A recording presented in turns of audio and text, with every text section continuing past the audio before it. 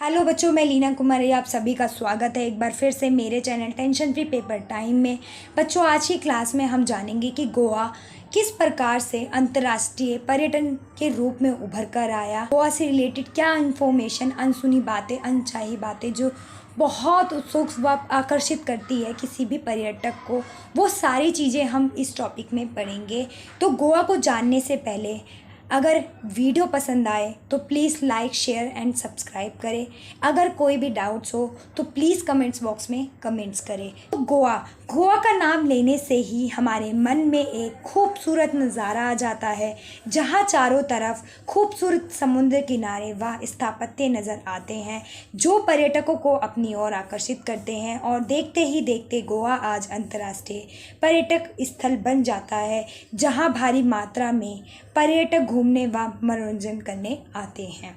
बच्चों, हमें भूमिका बताती है, जैसे ही गोवा का नाम हम लेते हैं तो हम सभी के मन में उसे देखने के लिए, वहाँ की प्राकृतिक दृश्य देखने के लिए, उसकी समुद्री चीज़ें देखने के लिए व स्थापत्य व पुर्तगालों से रिलेटेड जितना भी इतिहास है उसे देखने के लिए हम अक्सर गोवा में जाते हैं। और पर्यटक का एक सपना होता है कि वो अपनी मन पसंदीदा जगह पर जाए और घूमे और उसके बारे में जितनी जानकारी हो वो जुटाए और साथ में उन जानकारियों को अपने दोस्तों व अन्य रिश्तेदारों के साथ शेयर करें। आपको जानने के लिए कि वह किस प्रकार से अंतर्राष्ट्रीय के स्तर के रूप में आज पर्यटन वहाँ जाते हैं या किस प्रकार से अंतर्राष्ट्रीय पर्यटन के रूप में उभर कर आया, तो उसको इतिहास को जानना बहुत महत्वपूर्ण है। बिना इतिहास के हम कोई भी आइडिया या फिर कोई भी ऐसी इन्फॉर्मेशन जो एकदम से उसे इतने बड़े संगठन के रूप में या इतने बड़े पर्यटन स्थल के रूप में प्रकाशित करती है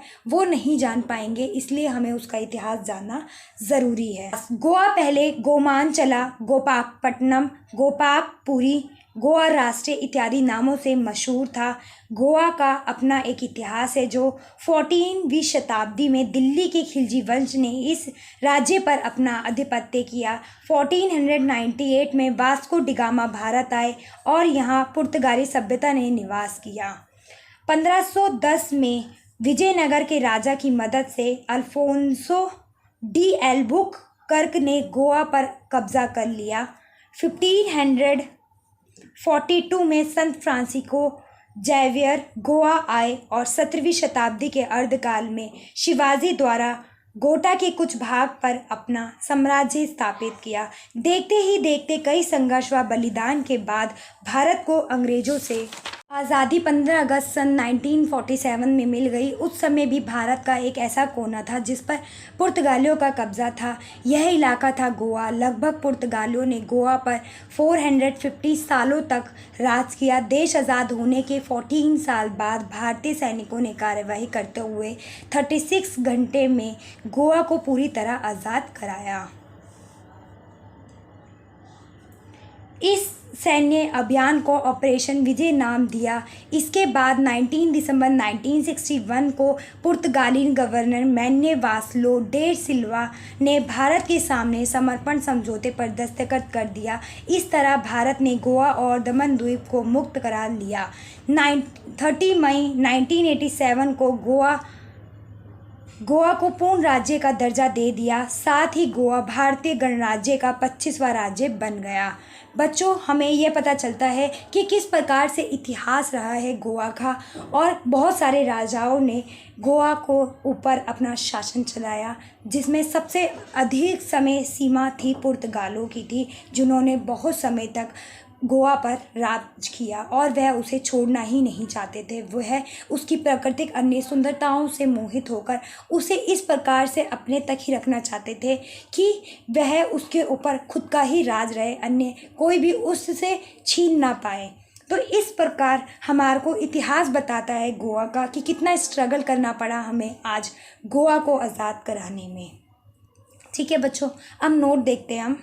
गोवा को आज़ाद कराने का महत्वपूर्ण कार्य डॉक्टर मनोहर लोहिया जी ने किया, जिन्होंने कई संघर्षों का सामना करते हुए भी कभी हार ना मानी और गोवा को पुर्तगालों से मुक्त कराया। और इस प्रकार आज गोवा भी भारत का एक खूबसूरत राज्य बनकर उभरा, जहां पर्यटकों को एक पर्यटन स्थल मिला हुआ, जहां वह मनोरंजन करने, अवकाश व्यतीत करने, शिक्षा, घूमने आदि कार्यों से वे भारत के इस खूबसूरत राज्य में भारी मात्रा में घूमने आने लगे। और आज गोवा अंतर्राष्ट्रीय पर्यटक स्थल के रूप में उभर कर आया। साथ ही इसके निम्नलिखित कारण भी है जो गोवा को अंतर्राष्ट्रीय पर्यटन स्थल मानते हैं। जैसे बच्चों, गोवा के कुछ महत्वपूर्ण नेताएं रहे हैं जिन्होंने गोवा को आज़ाद कराने में अपनी महत्वपूर्ण भूमिका निभाई है। जैसे हमारे डॉक्टर राम मनोहर लोहिया, सरदार वल्लभ भाई पटेल, नेहरू जी, गांधी जी व अन्य नेताएं जिन्होंने गोवा को छुड़ाने में अपनी महत्वपूर्ण भूमिका निभाई है। और उन्हीं की मदद से वह अगर शासन को लेकर कुछ सतर्क या फिर ऐसा कोई कार्य नहीं करते, लोगों के मन में गोवा को आज़ादी का एक सपना ना दिखाते, तो शायद ही आज गोवा हम लोगों के बीच में फ्रीडम वाला देश ना होता। आज भी वहाँ पर प्रत्यक्ष लोकतंत्र जैसी व्यवस्था होती। और इन सभी का शुक्र अदा करते हुए बहुत सारे नेताओं का आज हमारा गोवा आज भारत का एक फ्रीडम व 25वां राज्य बनकर उभरा है। अब और ऐसे अनचाहे व अनपहलुओं को देखते हैं गोवा को, कि किस प्रकार गोवा आज अंतर्राष्ट्रीय पर्यटन स्थल के रूप में उभर कर आया है। ठीक है बच्चों, तो पहला पॉइंट है हमारा, गोवा भारतीय व पुर्तगाली संस्कृति व सभ्यता का प्रतीक है। इसका समुद्री तट 100 किलोमीटर लंबा है। गोवा पर्यटन के लिए बहुत ही ज़्यादा मशहूर है। गोवा का क्षेत्रफल 3702 वर्ग किलोमीटर है और इसकी राजधानी पणजी है। गोवा की सुंदरता अद्भुत है। यह उत्तरी छोर से महाराष्ट्र और दक्षिण छोर से कर्नाटक द्वारा घिरा हुआ है। गोवा में आज भी पुर्तगाली साम्राज्य की विरासत बची हुई है, जो पर्यटकों को अपनी ओर आकर्षित करती है। गोवा में पंजिम में स्थित सेंट जेवियर नाम जीसस गिरजाघर विशेष दर्शनीय है। यहाँ सेंट जेवियर का पार्थिव शरीर चांदी के ताबूत में सुरक्षित रखा है, जिसे प्रत्येक साल बाद दर्शन के लिए निकाला जाता है। गोवा में 400 वर्ष पुराने श्री मंगेश और श्री शांता दुर्गा के मंदिर विद्यमान है। यहाँ गिरजाघर पुर्तगाली संस्कृति के प्रतीक है। गोवा के मंदिर वास्तुकला का उत्तम और सुंदर नमूना है, जिसमें मैंगोएसी में स्थित मैंगोएशी मंदिर और मरडोल में महलसा मंदिर, कालवम में शांता दुर्गा मंदिर प्रसिद्ध है। साथ ही यहाँ पोंडा जामा मस्जिद भी प्रसिद्ध है। गोवा में करीब 40 समुद्री बीच है। गोवा में साल भर देश एवं विदेश में पर्यटक आते हैं। साथ ही पर्यटकों की भीड़ सबसे अधिक गर्मियों में होती है। गोवा पर्यटकों व प्रेमी जोड़ों का बाहें फैलाकर स्वागत करता है। यह पर्यटक मौसम का आनंद उठाने व मानसून की बौछारों का मज़ा लेने आते हैं। गोवा को 2 भागों में बांटा गया है, उत्तरी गोवा और दक्षिणी गोवा। उत्तरी गोवा की बात करें तो उत्तरी गोवा व दक्षिण गोवा दोनों ही समुद्री तटों से घिरा हुआ है, परंतु उत्तरी गोवा थोड़ा शोर शराबा वाला है। यहाँ भारी मात्रा में भीड़ व पर्यटक देखने को मिलेंगे। साथ ही उत्तरी गोवा के कुछ खूबसूरत बीच इस प्रकार है, जैसे कलंगुट बीच, बागा बीच, वागातोर बीच, मोरिज्म बीच और अंजुना बीच। ये वो बीच है जो उत्तरी गोवा के अंदर प्रसिद्ध है। यही नहीं, वैसे बहुत सारे गोवा के अंदर बीच है, परंतु ये कुछ ऐसे बीच है जहाँ पर भारी मात्रा में पर्यटक घूमने आते हैं और इसका मज़ा लेते हैं। ठीक है बच्चों, अब हम पढ़ते हैं दक्षिण गोवा की बात करें तो दक्षिण गोवा बहुत ही शांत व खूबसूरत है, जहां पर प्रेमी जोड़ों को अधिक मात्रा में देखा जाता है। यह थोड़ा खर्चीला उत्तरी गोलार्ध के मुकाबले है, क्योंकि यहाँ शांत व हरियाली अत्यधिक है। और यहाँ के कुछ बीच बहुत ही खूबसूरत है, जैसे कोलवा बीच, पालोलेम बीच, मोबोर बीच, बटरफ्लाई बीच, ये वो बीच है बच्चों जो दक्षिण गोवा के अंदर प्रसिद्ध है और भारी मात्रा में लोग यहाँ घूमने आते हैं क्योंकि यहाँ पर प्रेम जोड़े और अन्य पर्यटक जिन्हें शांत वातावरण पसंद है यहाँ भारी मात्रा में आते हैं। और यहाँ पर नॉर्थ गोवा से ज़्यादा एक्सपेंस लगता है जितने भी पर्यटक जाते हैं। 13 पॉइंट्स हम पढ़ेंगे। गोवा का प्रमुख स्रोत पर्यटन है, यहाँ काफ़ी मात्रा में विदेशी घूमने आते हैं। गोवा का दूध सागर झरना भारत की ऊंचाई में गिरने वाले झरनों में से एक है। इस झरने की लंबाई 310 मीटर है। गोवा का सबसे ऊंचा शिखर सोगागोर है। 16 गोवा की मांडवी व ज्वारी नदियाँ धीरे धीरे बहकर अरब सागर में गिरती है जिससे बहुत सुंदर दृश्य बनता है। गोवा में चांदी नुमा रेत से युक्त विश्व के मनोरस बीच पाए जाते हैं जो विदेशी पर्यटकों को अपनी ओर आकर्षित करते हैं।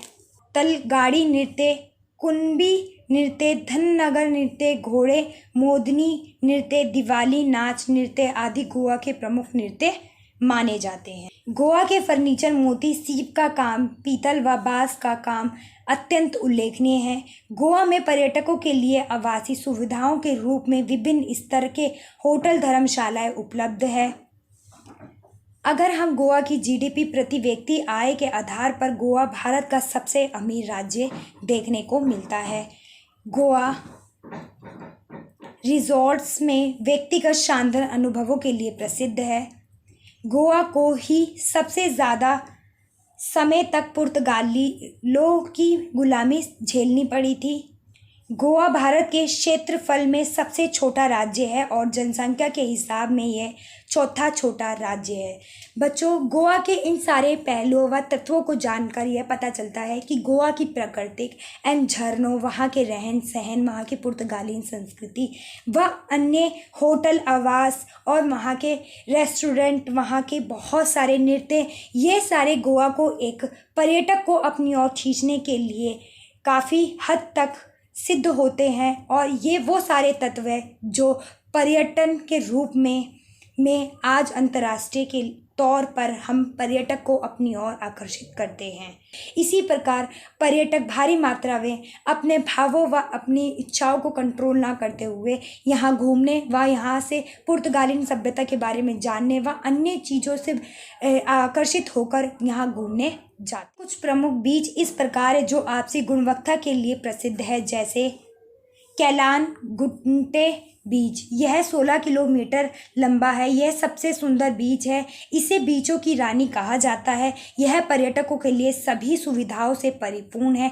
इस बीच के अंदर पर्यटकों को हर प्रकार की सुविधाएं मिल जाती है और इस बीच को रानी कहा जाता है बच्चों गोवा की। ठीक है, अब दूसरा बात करते हैं हम कोलवा बीच। दूसरा कोलवा बीच है, यह मारमा गोवा से 6 किलोमीटर दूर स्थित है। इस बीच के दृश्य अत्यंत मनोहर है। अंजना बीच, यह बीच पहाड़ियों से घिरा है और अर्धवृत्ताकार है। डोनापोला बीच, यह मांडवी व ज्वारी नदी के बीच बने प्रायद्वीप भूखंड पर है। यह ज्वारी नदी का एस्चुअरी का सुंदर दृश्य प्रस्तुत करता है। मरमागांव बंदरगाहों के समीप है। अन्य महत्वपूर्ण बीच है जो पर्यटकों को अपनी ओर आकर्षित करते हैं। ये वो सारे बीच है जो पर्यटकों को अपनी ओर आकर्षित करते हैं। और गोवा इसीलिए प्रसिद्ध है बच्चों क्योंकि वहाँ पर जितने भी समुद्री किनारे हैं, प्राकृतिक देन है और इतने सुंदर सुंदर तरीके से उसको तराशा गया है, या ये कह सकते हैं, या फिर जितने भी उन पर राज किए गए होंगे शासकों के, वो उसी की प्रकृति की जो देन है उससे आकर्षित होकर अन्य शासकों ने उसके ऊपर राज किया होगा। इस टॉपिक में मैंने बहुत ही सरल भाषा का प्रयोग करते हुए आपको हर एक पॉइंट्स को क्लियर करने की कोशिश की है। अगर वीडियो पसंद आए तो please like, share and subscribe करें ऐसे ही इंफॉर्मेटिव वीडियो पाने के लिए। एंड थैंक यू बच्चों।